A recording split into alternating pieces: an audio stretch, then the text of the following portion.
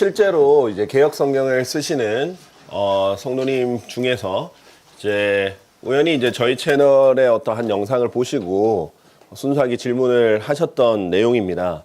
그래서 그 질문 내용, 그런데 사실상 저도 개역 성경을 쓸 때 의문을 가졌던 내용이고, 이에 대해서 다른 분들도 이렇게 답을 주셨을 때 더 혼란에 빠졌던 기억이 있거든요. 그래서 이 부분을 다루도록 하겠습니다. 성령님도 소멸하실 수 있나요? 라는 부분입니다.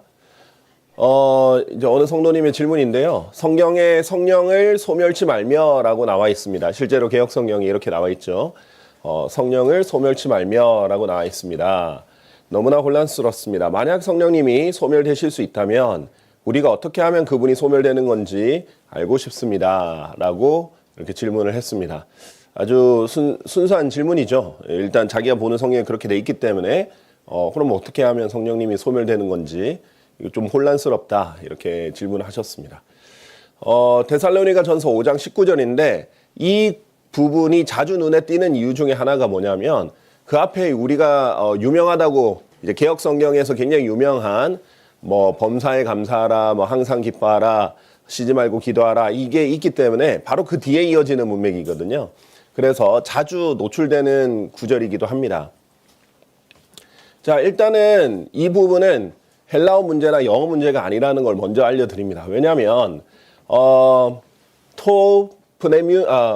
프뉴마 메 스메누테라고 해서 헬라어로 이 스메누테가 영어로 이제 quench로 해당되는 부분인데, 이거는 킹제임 성경 quench not the spirit이나 아니면 다른 역본들 do not quench the spirit이나 의미상 큰 차이가 없습니다. 그렇기 때문에 이 부분은 헬라어 뜻도 명확하고 영어 뜻도 매우 명확해서 이제 스베느테 이것은 이제 quench로 해석이 충분히 다 되는 것이라서 웬만한 역본들은 다 quench라는 말을 썼어요. 중요한 것은 이것을 어떻게 한국어로 번역했느냐, 이것의 이제 문제라서 사실상 한국 사람들이 혼란을 많이 가지는 문맥이다라고 보시면 되겠습니다. 자, 이게 제가 설명을 드린 건데 명확한 동사기 때문에 스베누테는, 그래서 영어 성경들의 해당 본문에 대해 동일하게 quench not the spirit이나 do not quench the spirit을 표기하고 있어서 헬라어나 영어 문제가 아니다, 한국어 번역의 문제다라는 거예요. 그리고 이제 여담으로 먼저 quench not the spirit 이렇게 하니까 궁금해하시는 분들도 있을 것 같아서 시중에 나와 있는 한국어 성경들은 대부분이 이제 the spirit 했는데 대문자 the spirit 하면은 성령 이렇게 돼 있어요. 그래서 그런데 소문자 spirit 하면 영어로 되거든요. 왜 이런 차이가 있고 왜 이렇게 구분을 해야 되는지, 저희 성경은 이 the spirit 하면은 여기서 성은 이탈릭체로 일부러 주어서 표기를 일부러 정직하게 표기를 했죠. 근데 왜 우리가 그냥 영이라 안 하고 성령으로 해야 되는가? 영어는 대소문자 구분이 있어요. 근데 한국은 대소문자 구분이 없잖아요. 자, 그래서 이 차이를 그냥 보기가 힘듭니다. 자, 그래서 이 차이를 주어야 되는데, 예를 들면 요한계시록 2장 29절 보면 2장과 3장에 계속 반복해서 등장하는 문구가 있죠. 귀 있는 자, 그는 성령께서 교회들에게 말씀하시는 것을 들을지어다. 여기서도 the spirit 대문자예요. 그런데 만약에 이게 성령이라고 안 하면 어떻게 돼요? 귀 있는 자, 그는 영이 교회들에게 말씀하는 것을 들을지어다가 되는 거예요. 그러니까 이제 완전히 뜻이 달라지죠. 우리는 성령님께서 말씀하시는 걸 들어야지 영이 말하는 걸 듣는 그런 게 아니잖아요. 그 다음에 이제 유다서 1장 19절에서 20절도 보면 이제 이 앞서 문맥은 이 조롱하는 자들을 얘기하는데, 조롱하는 자들은 스스로 분리하는 자들이요 유격적이며 성령이 없는 자들이라 라고 했어요. 근데 여기서도 the spirit 대문자로 돼 있죠. 그런데 만약에 이게 영이 없는 자들이라 그러면 죽은 자들이란 말이에요. 왜냐면 사람은 영이 없으면 죽거든요. 그렇죠? 사람이 죽을 때 뭐 어떻게 돼요? 영이 떠나버리잖아요. 아무리 죄를 많이 짓든 조롱하든 뭐 어떤 사람이라도 영이 없는 사람은 없어요. 영은 존재하죠. 예, 뭐 영이 오염됐거나 더럽혀졌거나 이렇게 할 수는 있어도, 그렇기 때문에 성령이 없어야지 영이 없으면 안 되죠. 이어지는 문맥을 보면 사랑받는 자들은 어떤 자들이에요? 너희는 성령님 안에서 기도하며, 이들은 성령님이 있는 사람이고, 여기서는 이제 Holy Ghost가 되겠습니다. 이건 인격체로 강조한 부분이거든요. 그래서 성경에 나오는 이 성령님에 대한 세 가지 크게 중요한 이 호칭이 있는데 이 부분을 이제 표준 킹제임스 성경에는 이렇게 구분을 했습니다. The Spirit 같은 경우에는 대문자 영어로 이제 대문자 The Spirit 하면은 신성을 나타내거든요. 성령님이에요. 사람이나 다른 영과 구분하는 거예요. 사람의 영이나 뭐 어떤 마귀의 영이나 짐승의 영이나 이런 것들과 구분을 하는 것이고요. 그다음에 The Holy Ghost. 자, ghost라는 말은 죽은 사람의 영이란 뜻으로 인격을 다루고 있습니다.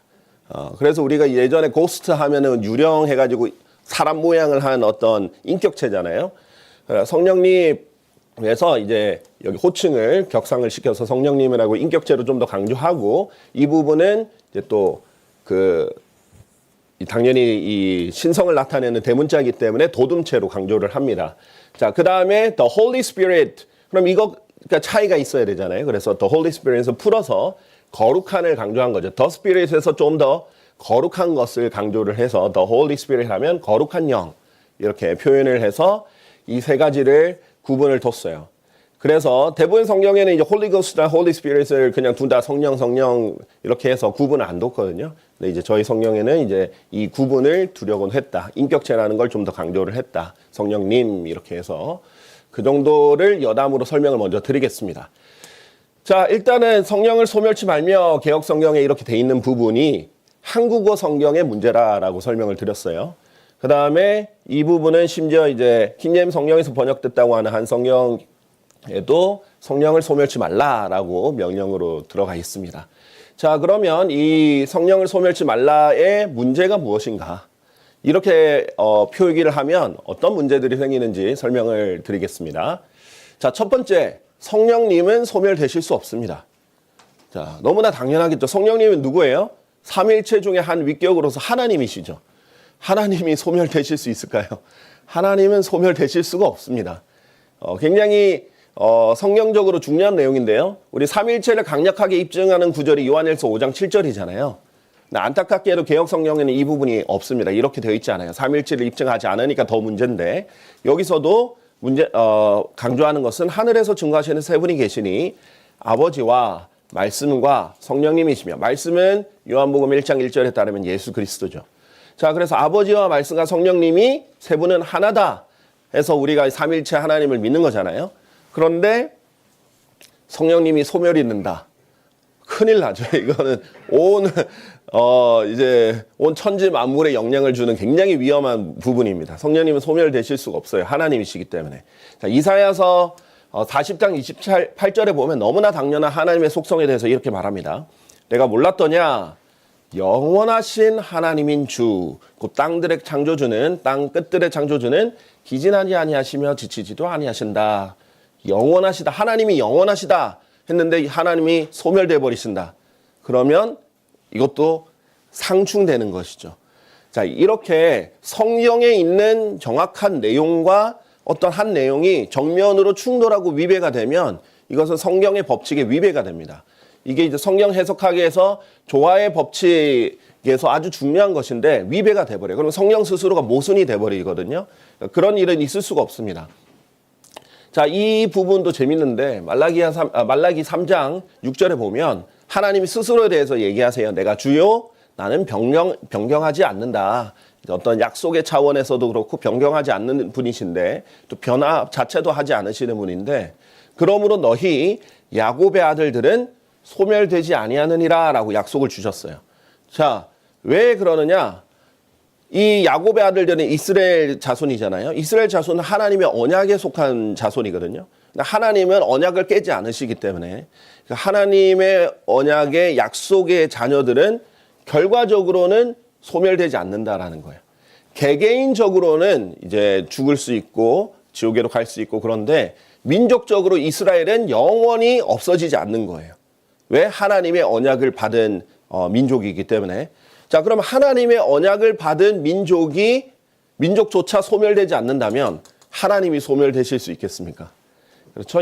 야곱의 아들들도 소멸되지 않는데 영원하신 하나님께서 소멸되는 것은 더욱더 말이 되지 않습니다. 자, 그래서 성령이 소멸될 수 있다고 표기한 성경들은 조화의 법칙에 위배되는 성경 해석을 그리고 번역을 한 것입니다. 그러니까 당연히 혼란스럽죠. 어떻게 하면 성령을 소멸하지? 성령이 소멸될 수 있다고 이렇게 되는 거죠. 자, 두 번째는 이 부분을 그래, 하나님은 소멸될 수 없으니까 성령님이 소멸된다기보다는 이 말은 내 안에서 사라진다, 내 안에서 떠난다 라는 의미일 거야 라고 이제 인간의 추측을 붙여서 해석을 왜곡해서 이제 설명하는 사람들이 있어요. 주로 이제 은사주의자들이 많이 그렇게 하는데, 성령님이 이제 소멸한다 이 말이 결국 그리스도인에게서 떠나는 거다 이렇게 말하는 사람들이 있는데, 그것 또한 성경에 이제 위배되는 해석입니다. 자, 이거는 사실 문자 그대로 해석한 게 아니죠. 자기의 뜻을 첨언한 거예요. 성경은 분명히 자기들이 보는 성경은 성령을 소멸치 말며 라고 해서 소멸될 수 있다는 것을 말하는데, 이 의미는 사실 소멸이 아니라 떠나는 거다 이렇게 말하는 것은 사실 성경대로 해석한 게 아니라 자기 생각을 넣은 거죠. 근데 그 해석조차도 틀린 것이다 라는 거죠. 히브리서 13장 5절에 여러분이 잘 아는 구절이 있어요. 하나님이 주신 약속이 있는데 내가 결코 너를 떠나지도 아니하겠고 너를 버리지도 아니하겠노라 하셨던 거예요. 무슨 말이냐면 하나님께서 우리를 절대 떠나지 않겠다. 그런데 어떤 방식으로 우리한테서 떠나지 않는다? 우리 신약시대에서는 성령님께서 우리에게 우리 안에 내주하심으로써 하나님의 영이 우리 안에 내주하시고 거하시면서 절대 떠나지 않는 거거든요. 자, 그 약속을 주셨다는 거예요. 그래서 고린도후서 1장 22절에 보면 그분께서 또한 우리에게 인장을 찍으셨고 도장을 찍으셨다는 거죠. 인장이 도장인데 이제 우리도 계약을 할 때 이 계약은 확실하다. 이제 이것은 취소 불가능하다. 이런 걸 알려주기 위해서 어떻게 해요? 마지막으로 도장을 찍죠. 자, 그만큼 확실하다는 거예요. 우리의 마음속에 성령의 보증을 주셨느니라. 자, 마치 부동산 계약이랑 비슷하다고 생각하면 돼요. 계약을 할 때 보증금 주죠. 그리고 도장 찍죠. 이러면 이제 주인도 못 바꿔요. 이 계약은 지켜야 되는 거예요. 그렇죠? 그렇게 성령의 보증을 주셨고 도장까지 찍어 주셨다라는 거예요. 그런데 보증이 성령님이시잖아요. 보증이 떠나버리면 어떻게 해요? 사기당한 거예요, 우리는. 보증금이 알아서 사라지면 어떻게 되는 거예요? 예. 부동산, 이제 뭐, 세입자든, 뭐, 건물주든, 뭐, 어쨌든 어떤 관계든, 계약을 해보셔서 알잖아요. 차도 그렇지만은, 도장 찍고 보증금까지 넣어놨는데 보증금이 알아서 사라진다? 이것은 사기를 당한 겁니다. 보증금을 줬다는 게 뭐예요? 확실하다라는 것을 딱 알려주는 건데, 성령님이 우리 안에 보증으로 계시는데, 떠나버리실 수가 없는 거예요. 네. 에베소서 1장 13절에도 너희가 진리의 말씀 곧 너희의 구원의 복음을 들은 후에 너희 또한 그분을 신뢰하였느니라. 그렇죠. 우리가 복음을 신뢰했죠. 복음을 믿었을 때 어떻게 됐어요? 너희가 그분을 믿은 후에 너희는 그 약속의 거룩한 영으로 인장을 받았느니라. 성령님으로 인장을 다 받았다라는 거예요. 그렇기 때문에 이 성령님이 알아서 떠나는 게 아니라 확실히 우리 안에 거하겠다는 약속으로 주어졌다는 거예요. 자, 은사주의자들은 성령을 주셔서 뭐 성령 이렇게 얘기해야 성령을 받는 줄 아는데 아니에요. 예수님을 믿으면 하나님께서 약속으로 성령님을 보증으로 주시는 거예요. 그리고 성령님 떠나지 않으세요. 확실하게 우리 안에 거하시는 거죠. 이것이 우리가 성령님을 받는 방법이에요. 예수 그리스도를 믿으면 되는 거예요. 에베소서 4장 30절. 그리고 하나님의 거룩한 영을 비통하게 하지 말라. 그분으로 말미암아 너희가 구속의 날까지 인장을 받았느니라. 언제까지? 구속의 날까지. 로마서 8장에 따르면 이 구속의 날은 예수님께서 다시 오셔서 이 몸을 변화시켜주고 몸의 구속을 해주시는, 우리가 혼은 구속받았지만 몸은 죽어서 썩어지잖아요. 몸이 언제 구속받아요? 예수님 다시 오시면 이제 썩지 않는 몸으로, 영원한 몸으로 변화되는, 그때 우리 몸이 구속받는 거예요. 그러면 그때까지 인장을 받았다 했으니까 우리에게 확실히 하나님께서 내가 데려갈 거야. 내가 살고 있는 천국으로 데려갈 테니까 걱정하지 마. 내가 보장으로 내가 성령을 줄 테니까 걱정하지 마. 내가 너 확실히 변화시켜서 데려갈 거야. 이것으로 약속으로 주신 건데 성령님이 떠나버리신다. 그럼 약속이 깨져버리는 거예요.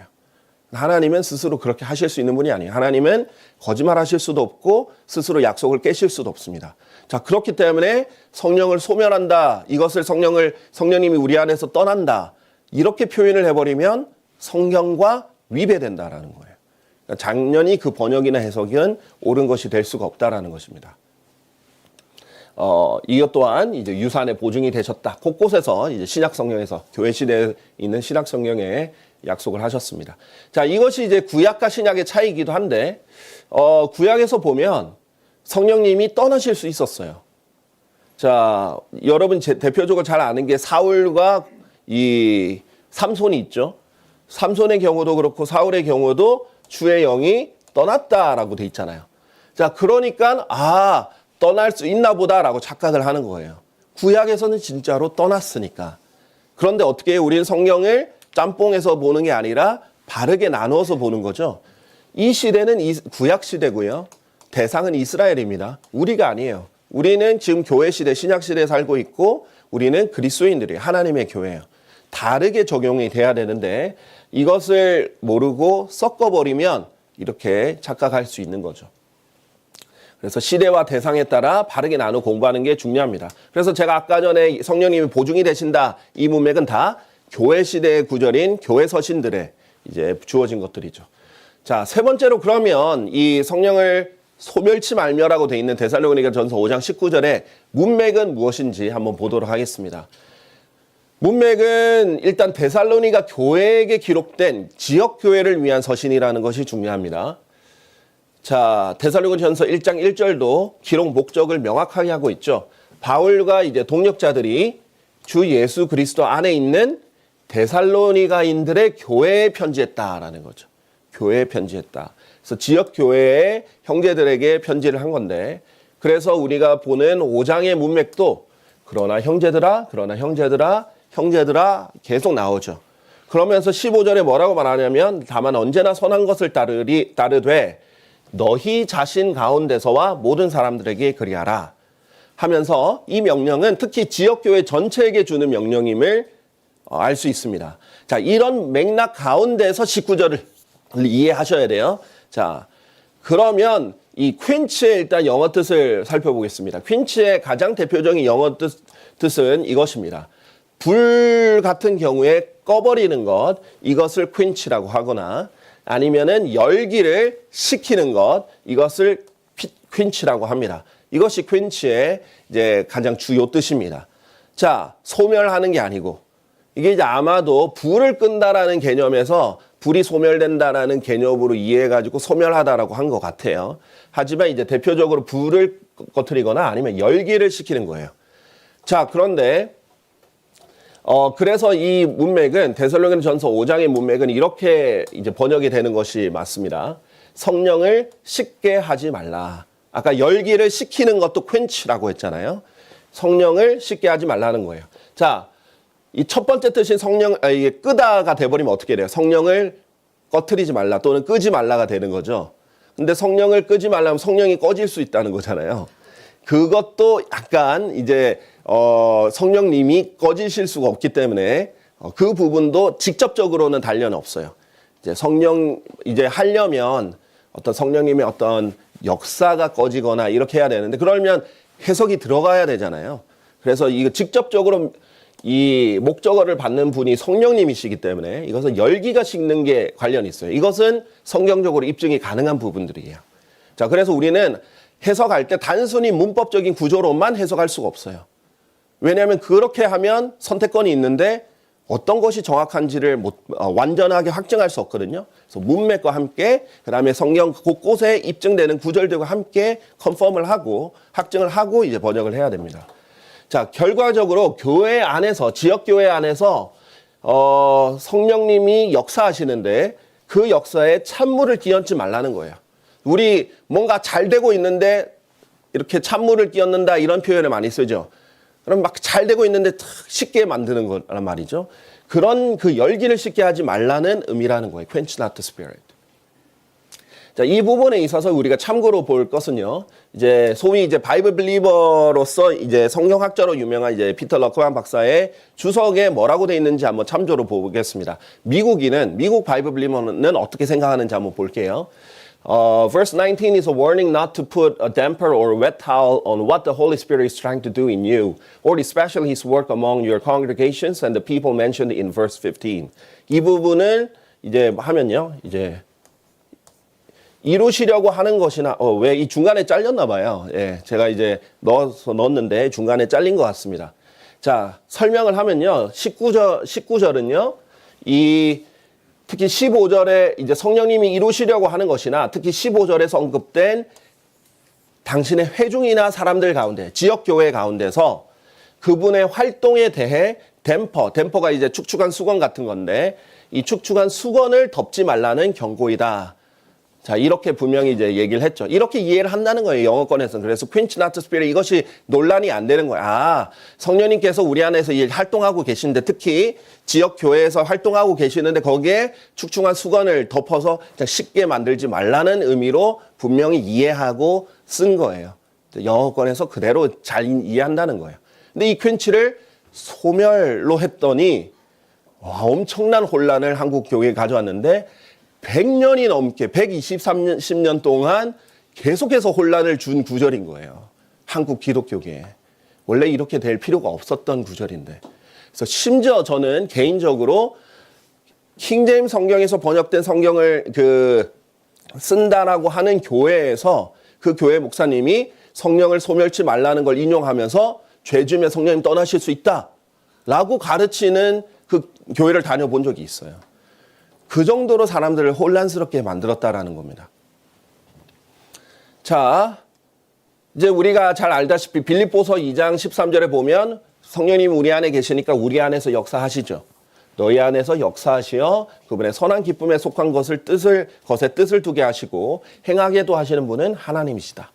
자, 우리 안에서 이제 계속 선한 것들을 행할 수 있도록 역사해 주시는데 그 역사에 제동을 걸고 찬물을 끼얹는 행태를 하지 말라는 건데, 누가복음 24장 32절에 보면 여러분 잘 알다시피 그 엠마오로 가는 두 제자들이 있잖아요.